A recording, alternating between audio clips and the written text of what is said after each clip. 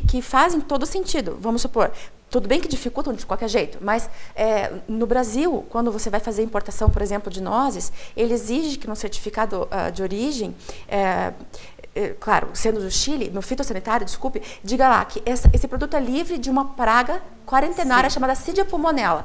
Porque se essa praga quarentenária entrar no Brasil, isso aqui ela pode acabar com as plantações de maçã, como já houve casos anteriormente, né? Então, quer dizer, neste momento é uma proteção boa, que venha com certificado de expurgo e que venha com essa confirmação, essa legitimação de que não há nenhum tipo de praga naquele produto. Então, certificados de expurgo são super bem-vindos, certificados que dizem que a mercadoria é livre de algum determinado agrotóxico, pesticida, não é? Qualidade, questões de qualidade técnica do produto, por exemplo, na importação de brinquedo. Sim, eu não quero que uma criança vá lá, pegue um brinquedo, o brinquedo caia no chão e ele se divide em peças muito pequenas. Por quê? Porque a criança vai colocar na boca e pode se engasgar. O que o Brasil pode fazer? Ele pode emitir uma medida qualitativa dizendo os brinquedos eles têm que ter peças que não possam se dividir em peças menores do que um determinado diâmetro. Não podem ser pintadas com tinta que contém um determinado produto, que pode ser tóxico. Então, na verdade, a barreira não tarifária ela é criada para realmente proteger. Mas alguns países utilizam isso retoricamente, não para proteger as criancinhas, as lagostas, mas sim para proteger o mercado. A gente tem as duas. Aí está a violação da lei. As barreiras técnicas elas são regulamentadas pela OMC. Então você pode utilizar de forma legal, se você, todo dia você tem criação de novas barreiras técnicas, o Inmetro em relação aos brinquedos sempre vai estar, sempre vai ter a Anvisa, o mapa, porque é importante realmente a segurança da população, do meio ambiente. Agora, o que acontece é quando eles utilizam justamente para restringir a importação e não regulamentar uma importação. Certo. Né? Então, e é comum. E no caso das lagostas, então, o que aconteceu, então, com os produtores das lagostas canadenses? Tiveram prejuízo? Não, esse foi um caso que foi para a Organização Mundial do Comércio. Os canadenses falaram assim, olha, me desculpem vocês, porque isso é uma medida de governo a governo. O governo norte-americano lança uma norma que no momento da entrada da lagosta, se as lagostas estiverem menores do que um determinado tamanho, ela não entra, ela volta, né? Daí, quando o Canadá verificou que existia esse problema, eles entraram com uma ação na OMC. Daí, a própria OMC disse, olha, Estados Unidos, me desculpem, retirem essa barreira porque ela é injustificável. Vocês não estão protegendo as lagostas, vocês estão protegendo o mercado. Isso não pode. Por quê? Porque os canadenses conseguiram comprovar que, crescendo em águas geladas, as lagostas não crescem acima do tamanho que vocês querem. Tem um tamanho. Portanto, a Organização Mundial do Comércio determinou a retirada do regulamento dentro dos Estados Unidos. Então, segundo as colocações... Então, por exemplo, quando os países se sentem lesados por alguma medida do outro país, país exportador, né, se sentiu lesado com relação a uma medida de um país importador, o que eles podem fazer? Eles levam essa problemática para a OMC, né, e como o caso dos Estados Unidos com relação ao algodão e açúcar, os países fornecedores, né, podem ir lá e eles vão ter que acatar a decisão da OMC. E tem um porém, tem uma questão. Se o empresário brasileiro se sente ele prejudicado pela norma que o governo brasileiro criou, eu, como advogado e a empresa, nós entramos dentro do Brasil, na justiça brasileira, com uma ação contra o governo brasileiro, dizendo que o governo brasileiro está violando a OMC. Nós podemos fazer isso, é um instrumento que nós temos também.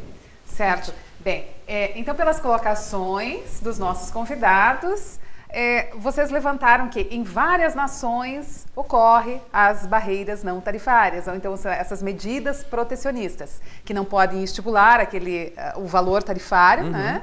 Que no caso do Brasil 35%, mas ocorrem também esses atalhos, esses subterfúgios que as nações utilizam para proteger o seu comércio.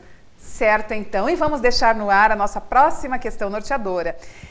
Quais são efetivamente os impactos das barreiras colocadas às empresas brasileiras que atuam em comércio exterior? Os nossos convidados já começaram a apontar e indicar alguns caminhos, mas agora eles vão se aprofundar e vão dizer efetivamente quais são esses impactos. Acompanhe conosco, já voltamos.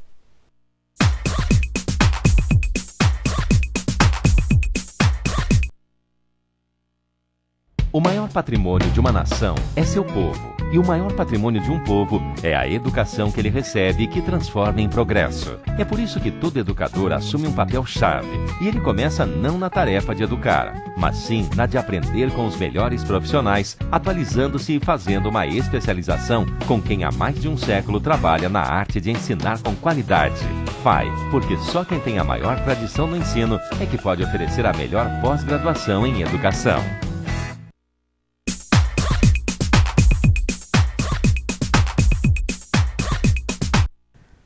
Voltamos para o terceiro e último bloco do programa Diálogos Acadêmicos e Profissionais, que hoje está discutindo o tema As barreiras às importações brasileiras. Nós deixamos no ar, então, a segunda questão norteadora, que é o norte do nosso terceiro bloco. Quais são efetivamente os impactos das barreiras colocadas às empresas brasileiras que atuam em comércio exterior? Os nossos convidados, então, no primeiro e segundo bloco, já começaram a traçar todos sobre esses problemas, né, no meio do caminho. Mas agora, então, eu gostaria que vocês focassem, aprofundassem. Então, eu vou começar com a Anara agora, que trabalha também diretamente ligada ao comércio exterior. Por favor, Anara. Então, esse impacto da utilização, né, de barreiras comerciais, tanto a questão em função da tarifa aduaneira, quanto das barreiras não tarifárias, afeta diretamente o importador. O que acontece é o seguinte, por que é interessante, em função, né, da política externa brasileira, importar ou não? Né? E o que o governo, né, quer, naquele momento, importar ou não? E dentro dessas prioridades, em função do que está escasso, ou do que a gente tem como não produzido em função de um parâmetro, em função do preço mesmo, né? Por exemplo, a gente vai competir com preços de mercadorias chinesas, ou com a questão de uma tecnologia alemã. Então, tem produtos realmente que o Brasil não produz.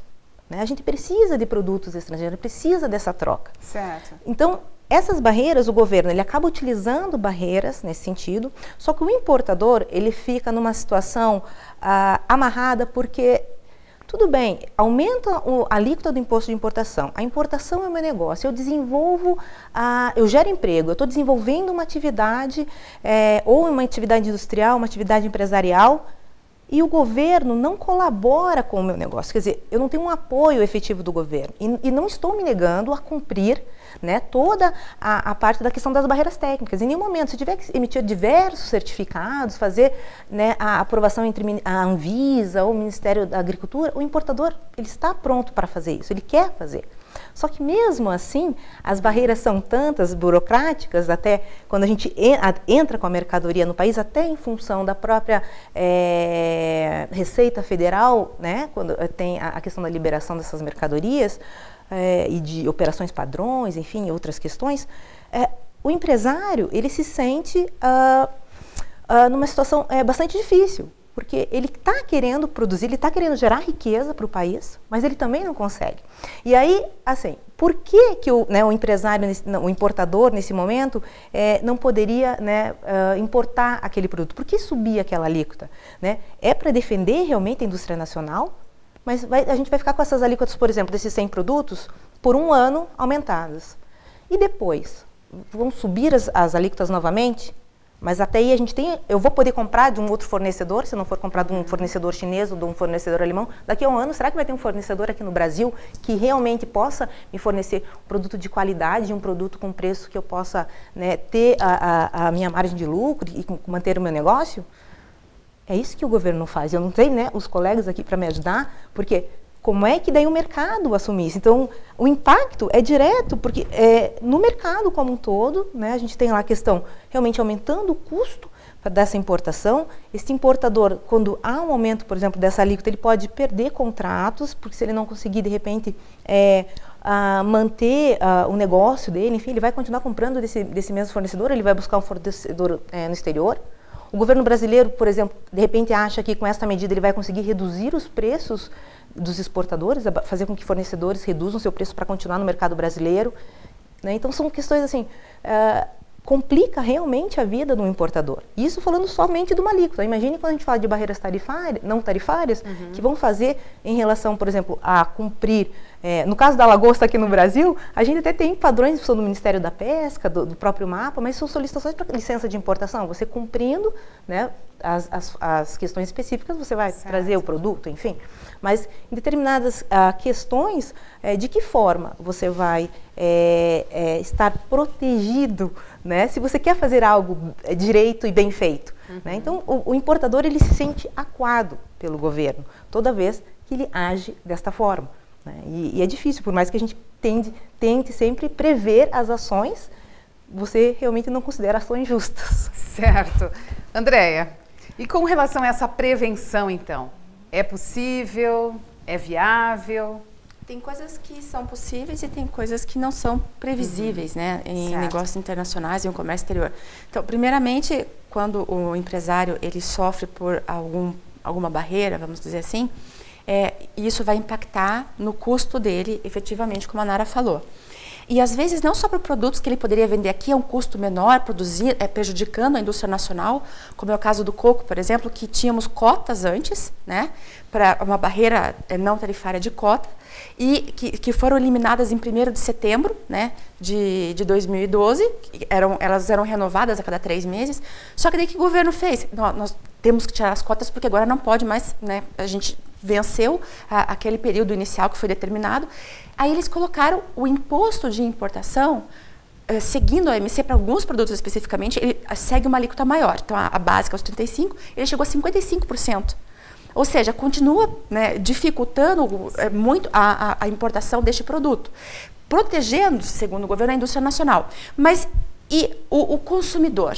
Como é que fica nessa história? Porque o custo sendo aumentado da mercadoria por diversos fatores, principalmente esses de entraves à liberação, você vai estar repassando para o cliente.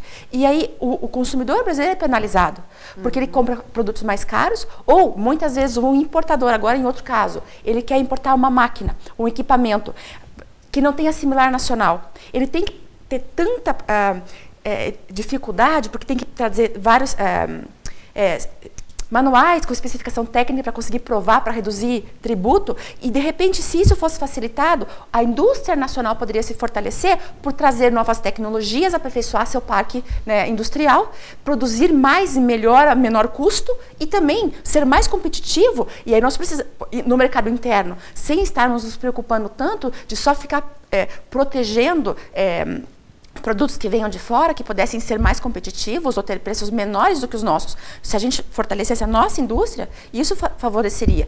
Via o quê? Ajudando a liberação desses produtos, incorporando tecnologia. Né? Essa que seria a minha visão. Assim. Então, até, essa questão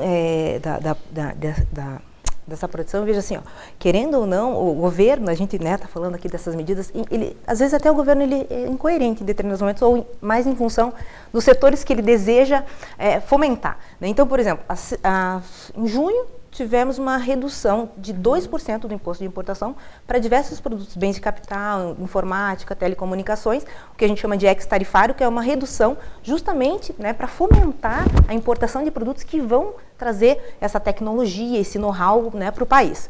Então, o governo também age dessa forma, reduzindo alíquotas do imposto de importação. Mas, ao mesmo tempo, nessa mesma leva agora de 100 produtos que foram colocados, alguns bens de capital também entraram na lista. Então, depende muito do setor, né, onde o governo está interferindo. O problema é que ele interfere somente a curto prazo. Né? Mas aí também, por trás disso tudo, nos bastidores, há alguns interesses, né? Sim, lobbies. Alguns interesses, exatamente, lobbies. Então, que estão pressionando de alguma forma, por aqui, por ali. E como o direito internacional, então, pode colaborar a partir de todas as questões que a Andréia e a Nara colocaram? Eduardo, agora você vai resolver agora essas questões. Na verdade, o direito internacional, ele ajuda regulando, né? Norma. Para nós, a norma regula. E aí eu vou fazer um pouco aqui, eu tenho que considerar com vocês que, na verdade, no fim das contas, é política industrial. O Brasil não está errado. Sabe por quê, Regina? Importar faz mal. De alguma maneira faz. Importar faz mal. Quantos empregos um produto importado gera no Brasil? O da Nara, da André e o meu. Certo. E a indústria doméstica? Na verdade, a percepção do governo é a seguinte: quanto menos produto importado entrar, mais produto nacional será vendido. Então a intenção deles é essa. É fazer com que isso seja uma medida de política industrial para gerar emprego no Brasil, porque as indústrias aumentando a sua produção, aumenta o emprego, aumenta a produção de tecnologia. Mas aí eu deixo uma pergunta. Eu, pessoalmente, acho, tudo bem, mas se você quer incentivar o setor produtivo brasileiro, gerar emprego, talvez a medida esteja sendo equivocada. Talvez o obstáculo à importação não seja a saída. Claro. Por quê? O produto importado que entra aumenta a competitividade. Por que você não desonera o setor produtivo no Brasil?